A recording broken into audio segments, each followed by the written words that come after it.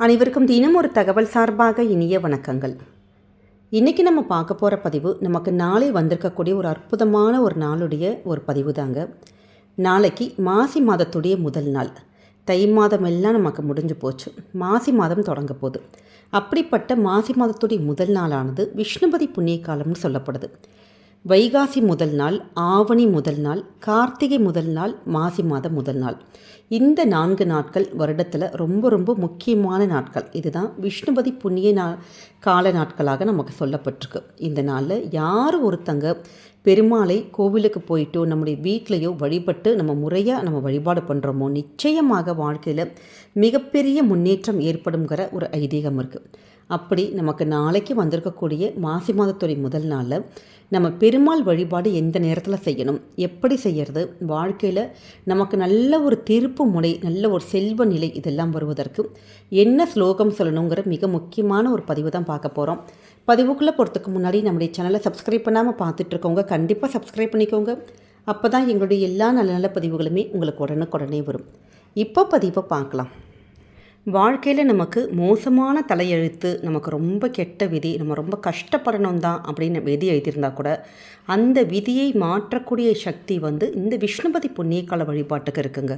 அதனால் கண்டிப்பாக எவ்வளோ கஷ்டங்கள், அதுவும் பொருளாதாரத்தில் எவ்வளோ டவுனாக இருந்தாலும் பரவாயில்ல, எவ்வளோ ஏழ்மையில் இருந்தாலும் பரவாயில்ல, இந்த விஷ்ணுபதி புண்ணிய காலத்தில் யார் ஒருத்தங்க கரெக்டாக ஒரு இடத்துல வரக்கூடிய அந்த 4 நாட்களும் மறக்காமல் பெருமாளை போய் நம்ம போய் சேவிச்சுட்டு வரோமோ நிச்சயமாக அவங்களுடைய வாழ்க்கையில் பொருளாதாரத்தில் நல்ல ஒரு முன்னேற்றம், செல்வ செழிப்பு இது எல்லாமே உண்டாகுங்கிற ஒரு ஐதீகம் இருக்குது.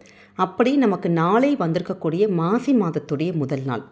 இந்த நாள் நமக்கு விஷ்ணுபதி புண்ணிய காலமாக நமக்கு இருக்குது. இந்த ஒரு நேரமானது எப்போ கரெக்டாக அந்த விஷ்ணுபதி புண்ணிய கால நேரம் அப்படின்னு கேட்டிங்கன்னா, அதாவது இன்றைக்கி ராத்திரி, அதாவது 1:30 மணிலேருந்து நாளை காலை 10:30 மணி வரைக்கும் இருக்குது.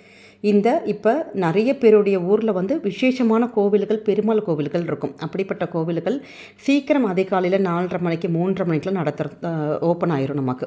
அது மாதிரி உங்களுக்கு கோவில் திறந்துருக்காங்க அப்படின்னா நீங்கள் தாராளமாக அந்த அதிகாலை நேரத்தில் போயிட்டு பெருமாளை போய் வழிபட்டு வரதுங்கிறது விசேஷம். இல்லைம்மா எங்கள் வீட்டு பக்கம் 7 மணிக்கு மேலே தான் பெருமாள் கோவில் இருக்குது, சின்ன கோவில் தான் இருக்குங்கிறவங்க தாராளமாக நீங்கள் உங்களுடைய இந்த ஒரு வழிபாட்டை 10:30 மணிக்குள்ளே நம்ம முடிச்சிடணும். அதே அதிகபட்சமாக ஒரு 10:15 நீங்கள் ஒரு கணக்கு வச்சுக்கோங்க. இப்படி நம்ம செய்கிற பட்சத்தில் நிச்சயமாக வாழ்க்கையே மாறுங்க. இதற்கு என்ன செய்யணும் அப்படின்னு கேட்டிங்கன்னா, நாளைக்கு நீங்கள் வீட்டிலேருந்து கிளம்புறப்பே 27 உதிரி புஷ்பங்கள் எடுத்துக்கணும். அதாவது இதற்கு மல்லிகைப்பூ எடுத்துக்கலாம், ரோஜா எடுத்துக்கலாம், வாசனையான பூக்கள் நம்ம எது வேணாலும் எடுத்துக்கலாங்க. 27 பூ எடுத்துகிட்டு எல்லா அந்த பெருமாள் கோவிலையும் கொடிமரம் இருக்கும். அந்த கொடிமரத்தோடு கூடி சேர்ந்து நம்ம பெருமாளை நம்ம வலம் வரணும். அப்படி ஒவ்வொரு முறையும் வலம் வரப்போ ஒவ்வொரு உதிரி புஷ்பம் உங்கள்கிட்ட என்ன இருக்கோ அந்த பூவை கொடிமரத்துக்கு கீழே வைக்கணும். அப்படி 27 முறை. அதாவது 27ங்கிறது எதுக்குன்னு கேட்டிங்கன்னா, 27 நட்சத்திரங்கள் நமக்கு அதை குறிக்கிற வகையில் தான் 27 நமக்கு வலம் வரணும். இப்படி இந்த 27 முறை நம்ம வலம் வரப்போ மனசுக்குள்ள ஆத்மார்த்தமாக ஓம் நமோ நாராயணா இல்லாட்டி கோவிந்தா இதை மட்டும் நினச்சிட்டு உங்களுடைய வாழ்க்கையில் இருக்கக்கூடிய பிரச்சனைகள் தீரணும், குறிப்பாக இந்த பொருளாதார பிரச்சனைகள் தீரணும், பணப்பிரச்சனை தீரணும், நல்ல ஒரு செல்வ செழிப்பு ஏற்படணும் அப்படின்னு சொல்லிட்டு நீங்கள் பெருமாளை வேண்டிட்டு இந்த ஒரு விஷயத்தை மட்டும் நீங்கள் நாளைக்கு செஞ்சு பாருங்களேன். அதோடு கூட பெருமாளுக்கு துளசி மாலை வாங்கி கொடுக்கலாம். துளசி உதிரி துளசி இருக்கும் பார்த்திங்களா, அதுவும் நீங்கள் அர்ச்சனைக்கு பண்ணலாம்.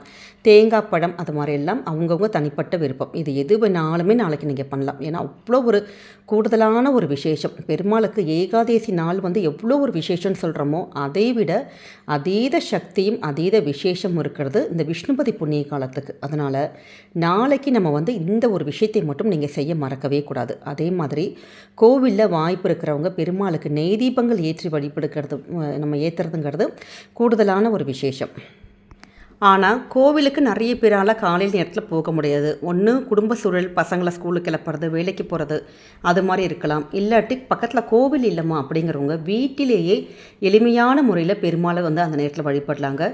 ஒரே ஒரு நெய் தீபம் அல்லது நல்லெண்ணெய் தீபம் பெருமாளுக்கு ஏற்றிட்டு துளசி இலைகள் சமர்ப்பிச்சுட்டு நீங்கள் 27 முறை பெருமாளுக்கு இந்த ஒரு எளிமையான ஒரு மந்திரம் ஸ்ரீதர ஸ்ரீஷ ஸ்ரீனிவாஸ் அப்படின்னு தொடங்குகின்ற இந்த ஒரு மந்திரத்தை நீங்கள் 27 முறை நம்ம சொன்னோன்னா நிச்சயமாக பொருளாதார பிரச்சனைகள், இந்த பணப்பிரச்சனைகள் இதெல்லாம் போய் குடும்பத்தில் செல்வ செழிப்பானது நமக்கு நல்லபடியாக இருக்குங்கிற ஒரு ஐதீகம் இருக்குது. அதனால் நீங்கள் நாளைக்கு இதே மாதிரி இந்த எளிய முறையில் வழிபடுங்க. அதே மாதிரி வாழ்க்கையில் நிறைய முயற்சிகள் எடுத்துகிட்டே இருக்கோம், காரிய தடைகள் வந்துக்கிட்டே இருக்குது. சில விஷயங்கள் வந்து மனசுக்குள்ளே மட்டும் தான் நினைக்கிறோம், ஆனால் அந்த விஷயங்களை வந்து நிறைய பேருக்கு இம்ப்ளிமெண்ட் பண்ண முடியாது, செயல்படுத்தவே முடியாது. அப்படிங்கிறவங்க காரிய தடைகள் இருக்குது உங்களுக்குன்னா, அந்த காரிய தடைகள் விலகுவதற்கு நாளைக்கு நீங்கள் சொல்லக்கூடிய அற்புதமான ஒரு மந்திரம் ஓம் அனிருத்தனே நமக அப்படிங்கிற எளிமையான ஒரு மந்திரம் தான். இல்லாட்டி இந்த மந்திரத்தை கூட 27 முறை நம்ம சொல்லலாம். அதே மாதிரி ஒரு விஷயங்கள் வேண்டியிருக்கோம் சுவாமி கிட்ட, அது சீக்கிரமாக நடக்கணும். அது எந்த விஷயமா வேணாலும் இருக்கலாம். உங்களுக்கு திருமணமாக இருக்கலாம், குழந்தை பாக்கியமாக இருக்கலாம், வேலையாக இருக்கலாம், பண விஷயங்கள், பணப்பிரச்சனைகள் எதுவாக இருந்தாலும் ஒரு பிரார்த்தனை நமக்கு நடக்கணும் அப்படிங்கன்னா நீங்கள் ஓம் சித்தார்த்தையே நமக அப்படிங்கிற மந்திரத்தை, இதை வந்து கோவிலில் உட்காந்தும் நம்ம சொல்லலாம், இல்லாட்டி நம்ம வந்து நம்முடைய வீட்லேயும் உட்காந்து இப்படி 27 முறை சொல்லி வழிபடலாம். அது மட்டும் இல்லாமல் கூடுதலாக நம்ம குடும்பத்தில் வந்து நிறைய நோய் நொடி பிரச்சனைகள் வந்துகிட்டே இருக்குது. மருந்து மாத்திரை தான் சாப்பிட்றோம், மெடிசன் செலவே அவ்வளோ ஆகுது, இல்லாட்டி எவ்வளோ மெடிசன்ஸ் எடுத்துக்கிட்டும் க்யூரே ஆகலை அப்படின்னு நிறைய பேர் இருப்பாங்க பார்த்தீங்களா. அப்படிப்பட்டவங்க அற்புதமான ஓம் அச்சுதாய நமக, ஓம் அனந்தாய நமக, ஓம் கேசவாய நமக இந்த ஒரு மந்திரத்தை நம்ம சொன்னாலே போதுங்க. இதற்காக என்னடா இது இவ்வளோ ஒரு மந்திரம் நம்ம லைனாக சொல்லிகிட்டே இருக்கோம் நீங்கள் நினைக்கலாம். நிச்சயமாக அந்த ஒரு யோகமான ஒரு நாளில் நம்ம சொல்கிறக்கூடிய சின்ன சின்ன ஒரு வார்த்தைகளும் சின்ன ஒரு உச்சரிப்பும் கூட நமக்கு அவ்வளோ ஒரு பலன்கள் அவ்வளோ ஒரு அதீத சக்தி கொடுக்கும். அதனால தான் இப்படி பெருமாளுக்கு உகந்த இந்த விஷ்ணுபதி புண்ணிய நாளில் நம்ம பெருமாளுடைய மந்திரத்தை நம்ம சொல்கிறப்ப கண்டிப்பாக நமக்கு பெருமாளுடைய முழு அனுகிரகம் நிச்சயமாக கிடைக்கும்.